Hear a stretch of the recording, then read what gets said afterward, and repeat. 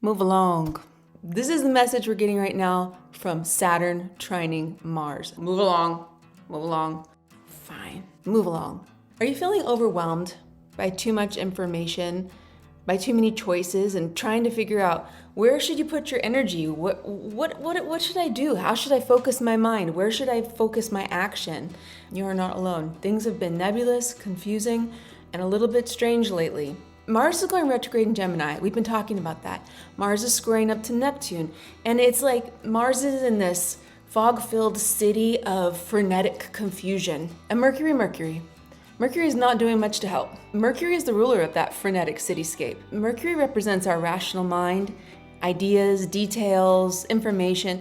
It's in exile, so it's in Sagittarius. Mercury is a detailed, rational sign. Jupiterian Sagittarius is that big picture. It's big ideas, big philosophy, and it's a little bit too broad. So these two are not really helping each other out. But that's where Saturn enters the picture. And I know these guys are bad guys. I know they're evil, but the message is move along. We need this catalyst to push us. And to understand this relationship between Mars and Saturn and the trines that are happening in 2022 and 2023, we need to look back at what happened at the conjunction summit.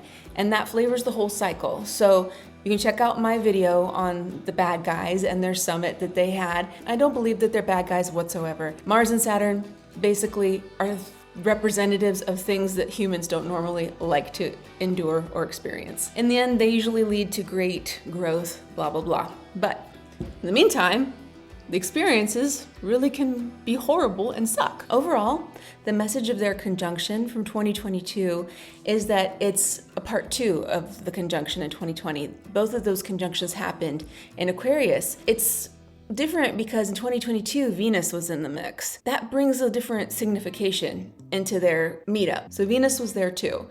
She was like Yoko Ono. You know, the Beatles were doing their thing and Yoko Ono's over there trying to like get in on the microphone kind of thing. Venus is bringing in just another layer into this story, this big overarching 2-year story. She's bringing significations of love, money, balance, glamour, security, and the opposites. It can be insecurity, it can be imbalance. And for the money situation, inflation, insecurity in the homes, in the home market, stuff like that. It changes the vibe for sure. Mars energy is in this fuzzy, phasey, daisy, foggy confusion with information overload. Saturn is clearly not. It's moving forward. It is in Aquarius. It's a home sign for a little bit longer, and it's bringing this focus for us. It can become a container for whatever ideas, whatever overwhelm is happening inside of us. It can come in and say, okay, let's just put some structure. Saturn and Mars actually have an affinity for each other. They're not enemies whatsoever. They're sort of bros or sisters. They're on the same trajectory, right? They have the same sort of signification of being malefics for humans.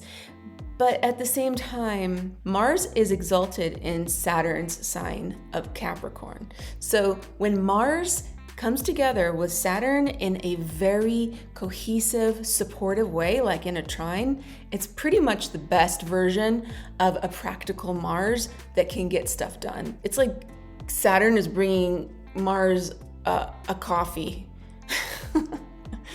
with like a lot of shots of espresso. To get another layer of understanding and inspiration, to get a visual on this energy, we're gonna look at the Sabian symbols. They are so freaking good. I could not believe it when I looked them up. Mars is coming to us from Gemini 19 and change, and that rounds it up to Sabian symbol number 20, Gemini 20, and cafeteria with an abundance of choices. Mars is in the cafeteria with way too many choices. Mars is in the aisle of the grocery store and there's 50 different mustards. There's nourishment, there's information that's good, but what do I choose? What do I do? Where do I go? A little bit overwhelmed, and when you're in a cafeteria, you have to be sort of picky too about what you eat and what you don't eat. So you have to be a little more careful. Something might look really good, and then later on, you know, it's not pretty. If you choose the wrong thing at the cafeteria, you know what I mean. And Saturn is coming in from 19 degrees and change of Aquarius, which puts it up to Sabian symbol Aquarius 20. The symbol for that is a large white dove bearing a message. And this is solace. This is bringing help. A large white dove is messages that you've been waiting for a long time. Isn't that so amazing? The messages that you've been waiting for, bringing this clarity to the confusion. Saturn.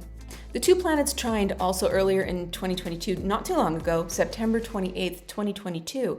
And we need to look back at that date in order to see what that energy looks like in your life. For each person, it's going to manifest differently. For you, it'll manifest how it's supposed to manifest for you.